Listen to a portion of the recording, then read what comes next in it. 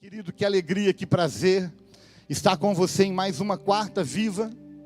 Com certeza o Senhor vai fazer coisas extraordinárias na nossa vida nessa noite. Eu tenho certeza absoluta, eu estou com muita expectativa no meu coração de que Deus vai projetar luz no nosso entendimento e vai nos fazer compreender verdades da sua palavra que muitas vezes a gente, numa olhada superficial, a gente não consegue ver. Eu quero convidar você a ler comigo no livro de Mateus. Eu vou ler do versículo de número 13 ao versículo de número 18. Evangelho de Mateus, no capítulo 16, dos versos 13 aos versos 18. Acompanhe comigo, o texto diz assim: indo Jesus para os lados de Cesareia de Filipe, perguntou aos seus discípulos: quem diz o povo ser o Filho do Homem? E eles responderam: uns dizem João Batista, outros Elias, e outros Jeremias ou algum dos profetas. Mas vós, continuou ele, quem dizeis que eu sou? Respondendo Simão Pedro disse: tu és o Cristo, o Filho do Deus vivo. Então Jesus lhe afirmou: bem-aventurado és, Simão Barjonas, porque não foi carne e sangue que te revelaram, mas o meu Pai que está nos céus. Também eu te digo que tu és Pedro, e sobre esta pedra edificarei a minha igreja, e as portas do inferno não prevalecerão contra ela. Amém. Querido, quando Jesus está desfrutando, desenvolvendo um dos momentos mais íntimos com os seus discípulos, Jesus levanta uma pergunta. Jesus faz uma pergunta para os seus discípulos. E a pergunta foi: quem dizem o povo, quem dizem ser o Filho do Homem? E eu penso que essa pergunta precisa ser respondida por cada um de nós hoje. No entanto, veja bem, diante dessa pergunta que Jesus lança aos seus discípulos, algumas respostas são trazidas. A primeira resposta é: alguns dizem que tu és João Batista. E não é meu interesse passear tanto nas escrituras, mas eu quero pelo menos mencionar e quero motivar você a fazê-lo, porque nós estamos no capítulo 16 de Mateus. Se você voltar um pouquinho as páginas e chegar no capítulo 14, você vai perceber que havia um entendimento em algumas pessoas de que Jesus Cristo era a ressurreição de João Batista. Quando você lê o capítulo 14, você vai perceber que principalmente um homem chamado Herodes, que havia ouvido falar de Jesus.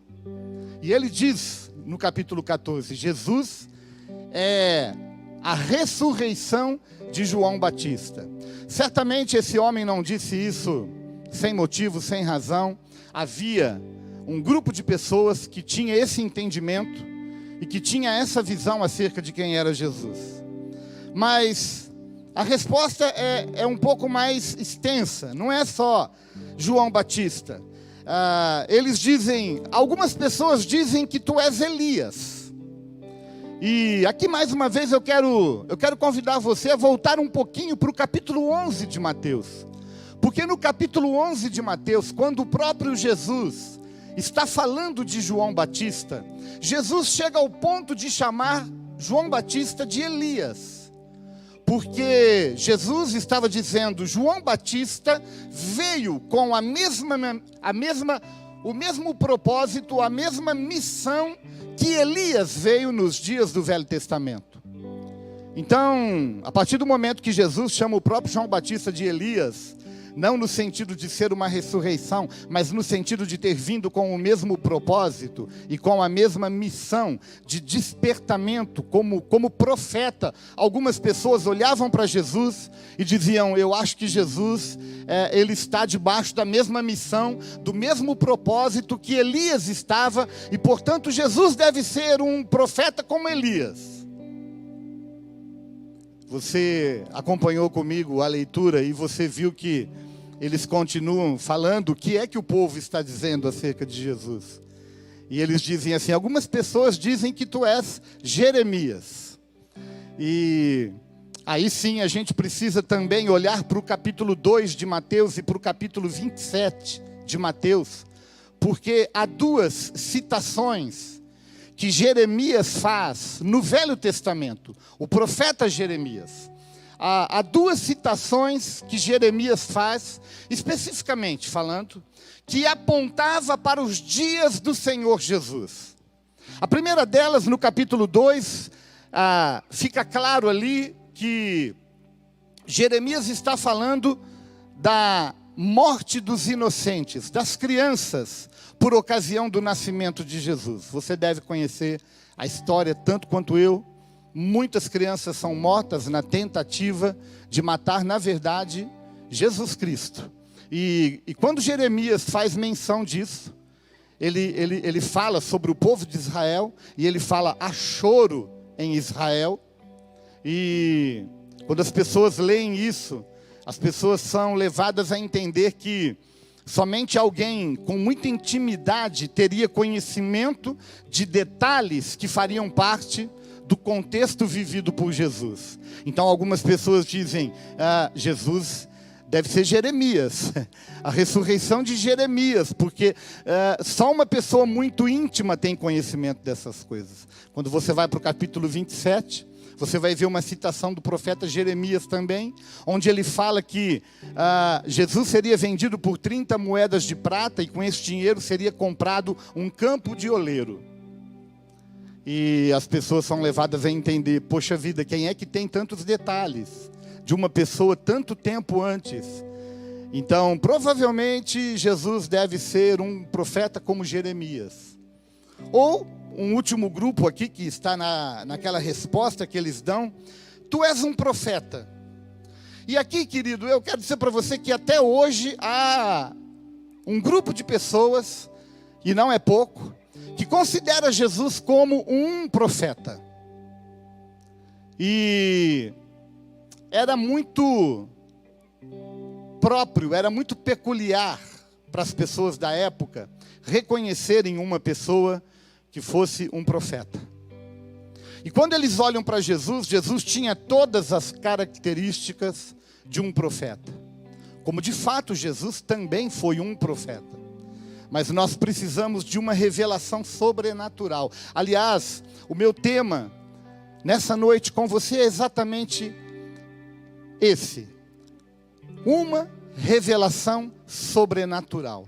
Nós precisamos de uma revelação sobrenatural.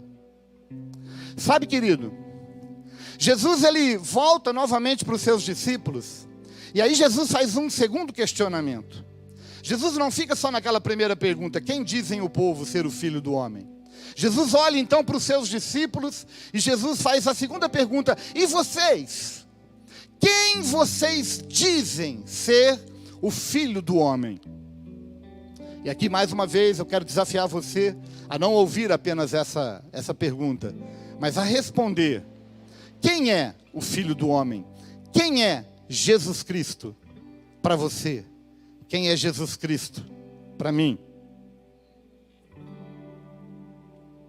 Querido, a resposta que Pedro dá, nós sabemos que Pedro era extremamente sanguíneo. E quando Jesus faz essa pergunta para os discípulos, quem responde é Pedro. E Pedro, na mesma hora, no mesmo instante, ele diz: tu és o Cristo, o Filho do Deus vivo. Essa foi a resposta de Pedro. E certamente havia uma concordância no coração de todos os discípulos. Tu és o Cristo, o Filho do Deus vivo. E sabe, querido, quando nós estamos diante dessas duas perguntas feitas por Jesus, nós podemos entender com muita propriedade que a gente pode classificar as pessoas em dois grupos de pessoas. Aquelas pessoas que não caminham com Jesus, portanto, têm uma definição, um conhecimento, um conceito tão limitado acerca de quem é Jesus. Porque nesse primeiro grupo estão exatamente aqueles que diziam: ah, tu és João Batista que ressuscitou, tu és Elias, tu és Jeremias, ou tu és um dos profetas.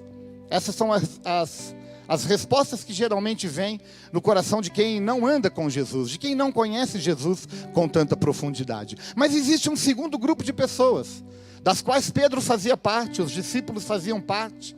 E é quando Pedro fala: tu és o Cristo, Filho do Deus vivo. E aí está o segundo grupo de pessoas, aquelas pessoas que andam com Jesus, aquelas pessoas que conhecem Jesus Cristo, talvez como a maioria de nós julgamos conhecê-lo. No entanto, eu quero dizer para você que mesmo para aqueles que andam com Jesus, há pouco tempo ou há muito tempo, nós precisamos de uma revelação sobrenatural para saber quem é Jesus Cristo, quem é o Filho do homem, quem é o Filho de Deus. E olha o que Jesus responde para Pedro diante dessa afirmação dele: bem-aventurado és, Simão Bar-Jonas, porque não foi carne e sangue quem te revelaram, mas o meu Pai que está nos céus. Querido, eu quero me ater com você nessa noite exatamente nessa afirmação de Jesus. Quando Jesus chama Simão Pedro de um homem bem-aventurado, um homem extremamente feliz, iluminado, porque não foi carne e sangue quem revelou para Pedro quem era Jesus. Querido, eu realmente, de coração, eu não tenho a intenção nessa noite de gastar mais tempo na tentativa de mostrar para você que, mesmo do ponto de vista natural, nós podemos ter um conhecimento de Jesus. Há muita gente que leu acerca de Jesus, há muita gente que assistiu muito filme acerca de Jesus, tem um conceito, tem um nível de conhecimento de quem é Jesus. Mas eu quero dizer para você que esse conhecimento natural, esse conhecimento que é resultado de investigação, de pesquisa, de estudo, ele não é suficiente para fazer de mim e de você uma pessoa bem-aventurada, uma pessoa salva, alcançada pela graça e pela misericórdia de Deus. E embora eu não tenha o desejo de me debruçar com você aqui nesses detalhes, vamos dizer, naturais, porque a minha ênfase é a necessidade de uma revelação sobrenatural. Mas quando Jesus diz: não foi carne e sangue quem te revelou, para mim fica claro que há uma possibilidade de carne e sangue trazer um nível de revelação. Mas o que eu preciso entender é exatamente isso: ele não é suficiente. Olha, querido, eu fiz questão de ler com você até o versículo de número 18, porque durante um bom tempo as pessoas têm se debruçado sobre uma pergunta que está exatamente em cima do versículo de número 18. Porque o versículo de número 18, o Senhor Jesus diz assim: também eu te digo que tu és Pedro, e sobre esta pedra edificarei a minha igreja, e as portas do inferno não prevalecerão contra ela. Querido, existe uma pergunta que tem sido feita há séculos, posso dizer séculos com certeza, e que nós precisamos de uma revelação sobrenatural para entender. A pergunta é: nesse diálogo de Jesus e Pedro, quem é a pedra fundamental? Quem é a pedra sobre a qual a igreja está edificada? E as portas do inferno não prevalecerão contra ela. Quem é? É Pedro ou é Jesus? E aqui eu quero rapidamente apresentar para você 3 argumentos que me convence de quem é a pedra. O primeiro deles é a própria afirmação de Jesus. Veja o que Jesus diz: tu és Pedro, e sobre esta pedra edificarei a minha igreja. Querido, eu não vou entrar aqui nos detalhes hermenêuticos e exegéticos das palavras. Poderíamos fazê-lo, mas não vou fazer, não precisa, não é necessário. Porque quando Jesus diz, tu és Pedro, Jesus usa uma expressão. A expressão grega é Petros. Tu és Petros. E quando Jesus diz, sobre esta pedra edificarei a minha igreja, Jesus usa a palavra Petra, diferente de Petros. Há duas palavras, e eu não vou realmente, há muitos estudiosos que estão se debruçando sobre isso, e dizendo inclusive que as palavras elas são sinônimas. Ok, eu não vou nem considerar isso, mas eu quero pelo menos apresentar o meu argumento para que você entenda a diferença entre Pedro e pedra, entre Petros e Petra, usado por Jesus nesse texto. A palavra Petros aparece 156 vezes na Bíblia. A palavra Petra aparece 14 vezes na Bíblia. A palavra Petros nunca foi usada para se referir a Jesus Cristo. E a palavra Petra nunca foi usada para se referir a Pedro. Essa é a primeira razão. Esse é o primeiro argumento que eu quero apresentar para você aqui, para fundamentar a sua fé sobre quem é a pedra, Pedro ou Jesus. A segunda é que quando nós olhamos para o capítulo 15 do livro de Atos, nós vemos ali um dos primeiros concílios realizados pela igreja. O concílio conhecido como Concílio de Jerusalém. E nesse concílio eles estão discutindo uma série de detalhes de visão e de doutrina, que não estava havendo uma unanimidade de entendimento. Os novos convertidos precisariam se submeter aos costumes do judaísmo. Alguns diziam que tinha, outros diziam que não. Então levam esse assunto para a igreja de Jerusalém, e a igreja de Jerusalém então decide, conversam, e definem, enviando uma carta como resposta ao questionamento que as pessoas estavam tendo. Quem coordena essa reunião em Atos capítulo 15 é um homem chamado Tiago, que aliás foi pastor da igreja de Jerusalém durante um tempo. E eu fico pensando, se Pedro fosse a pedra, era muito razoável que quem administrasse, quem coordenasse, quem presidisse essa reunião fosse Pedro. No entanto, não foi. Foi Tiago. E o terceiro e último argumento que eu quero apresentar para você aqui é que eu acredito que a melhor forma da gente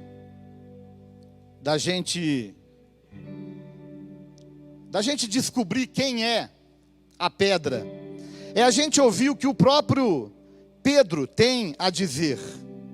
Porque não somente Pedro, mas também Paulo traz um entendimento muito claro de quem era a pedra.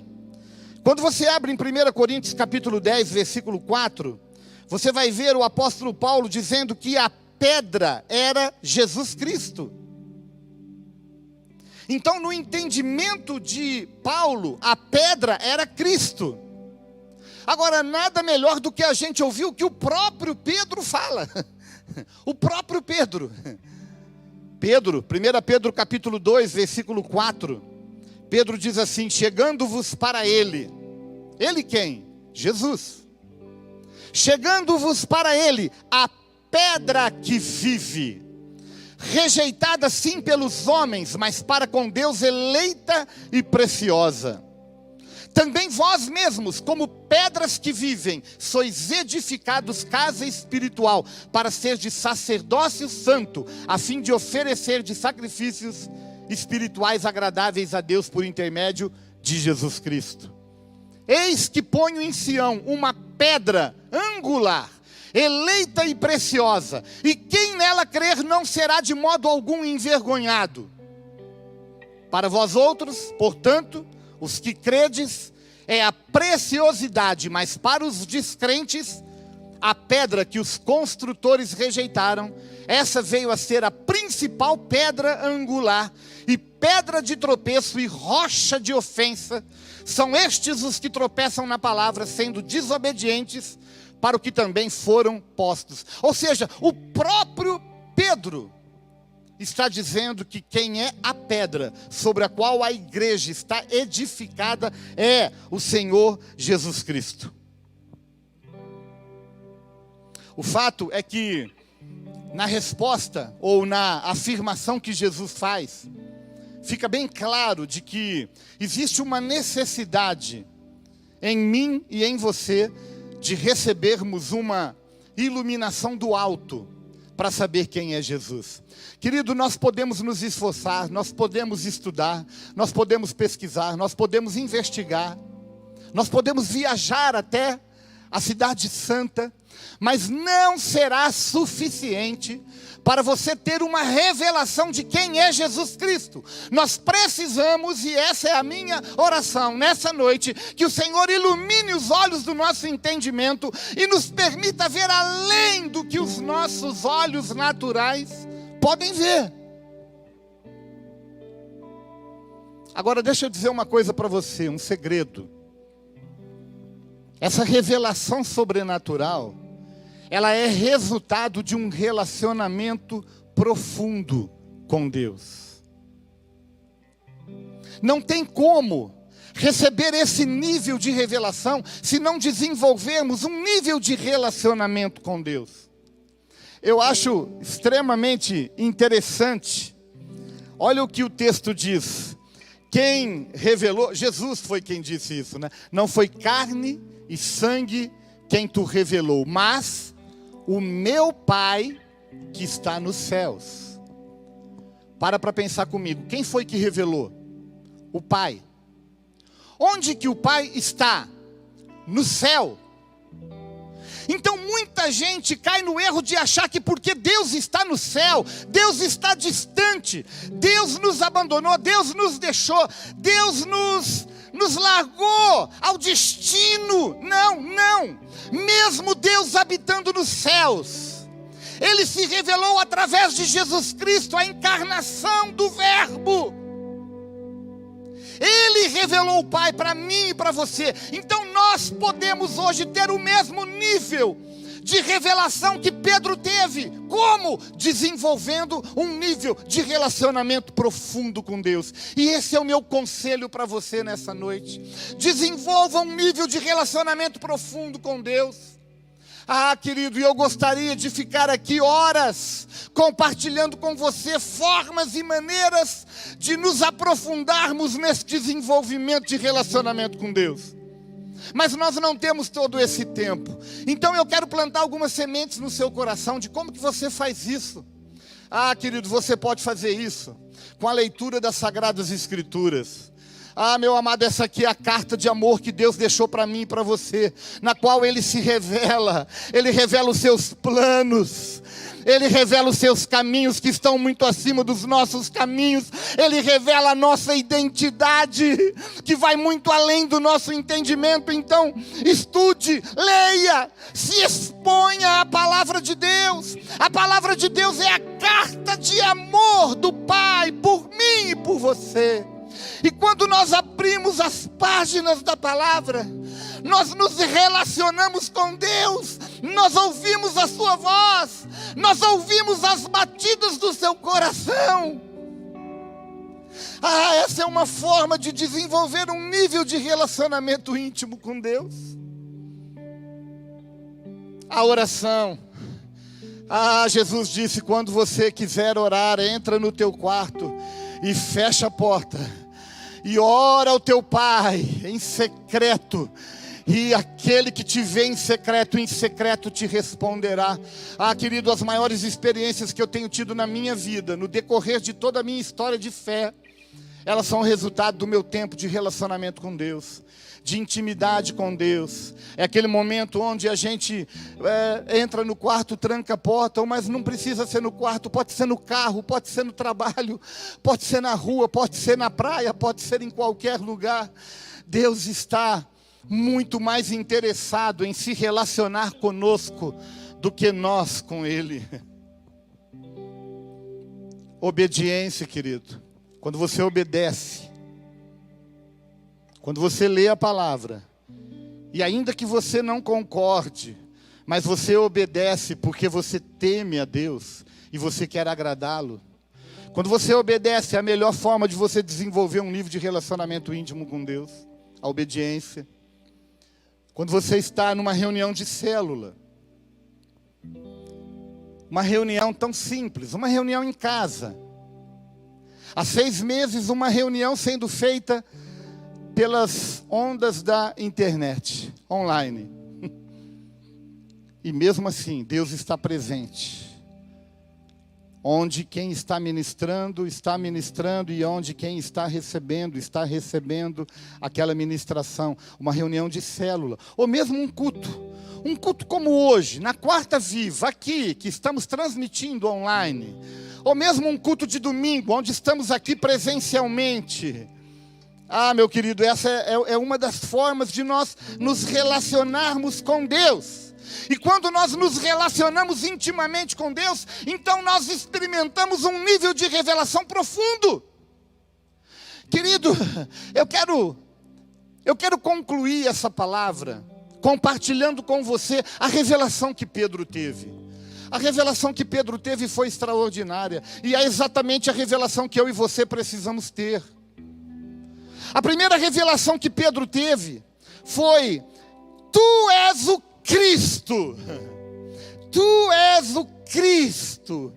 Ah, meu querido, se você olhar para Gênesis capítulo 3, depois da queda, você vai perceber que depois que a morte entrou na história do ser humano, a morte tanto física quanto espiritual, porque a morte física é a morte desse corpo, e a morte espiritual é a separação de Deus, o distanciamento da presença de Deus. Quando a morte entra no cenário da existência humana, da história humana, quando o choro começa a fazer parte do nosso dia a dia, o sofrimento, as enfermidades, as dores. Capítulo 3, versículo 15 de Gênesis, Deus promete que Ele levantaria um que viria e pisaria a cabeça da serpente. E eu quero dizer para você, meu querido, que a partir desse momento, o povo vive uma expectativa, esperando pelo Messias, esperando por aquele que viria e que enxugaria toda lágrima dos nossos olhos, e que colocaria um fim no nosso sofrimento, e que colocaria um fim na morte. Ah, meu amado, quando você olha para os evangelhos, você vai ver Jesus ressuscitando algumas pessoas no desenvolvimento do seu ministério. Jesus chega ao ponto dele mesmo ser ressuscitado ao 3º dia, dizendo para mim e para você que ele venceu a morte. Ah, querido, mas havia no coração de todo judeu especialmente, toda pessoa que vivia desde as páginas do Velho Testamento, esperando, aguardando. Quando Jesus conversa com uma mulher em João capítulo 4, a mulher fala: eu sei que quando o Messias vir, Ele vai nos anunciar todas essas coisas. E quando essa mulher fala isso para Jesus em João 4, Ele fala: eu sou, eu que falo contigo. Ah, meu querido, raras vezes Jesus se apresentou como sendo o Messias, o Cristo, com tanta profundidade como fez com essa mulher. Pedro teve uma revelação: tu és o Cristo. E eu e você precisamos dessa revelação hoje, querido. Nós precisamos da revelação de que Jesus é o Cristo, Jesus é o Messias, Jesus é o Salvador, Jesus é aquele que veio para reaproximar o homem pecador, morto, separado de Deus, e reaproximou até o próprio Deus, até a presença do próprio Deus. és o Cristo. Mas ele não para aí. Não. Ele não para nessa revelação de que ele era o Cristo. Não. Ele continua e ele diz assim: tu és o Filho de Deus. Tu és o Filho de Deus. Querido, o que eu acho interessante é que quando Jesus faz a pergunta para os discípulos, Jesus faz a pergunta dizendo assim: quem vocês dizem ser o Filho do Homem?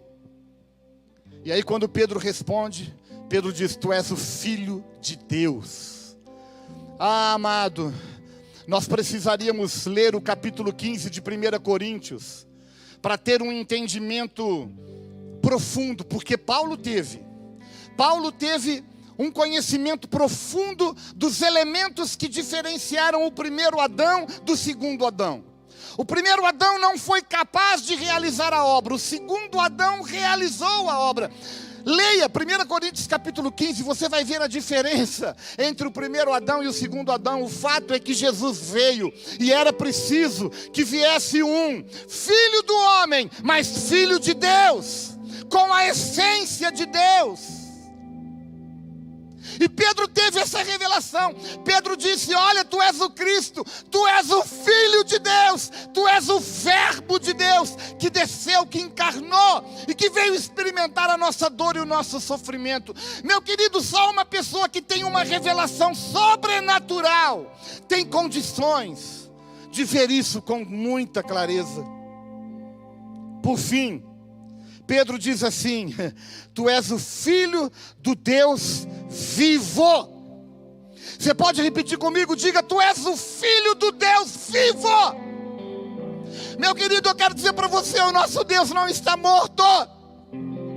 O nosso Deus vive, o nosso Deus está aqui. Está onde está você? Está nos quatro cantos da terra. Toda a terra está cheia da sua glória.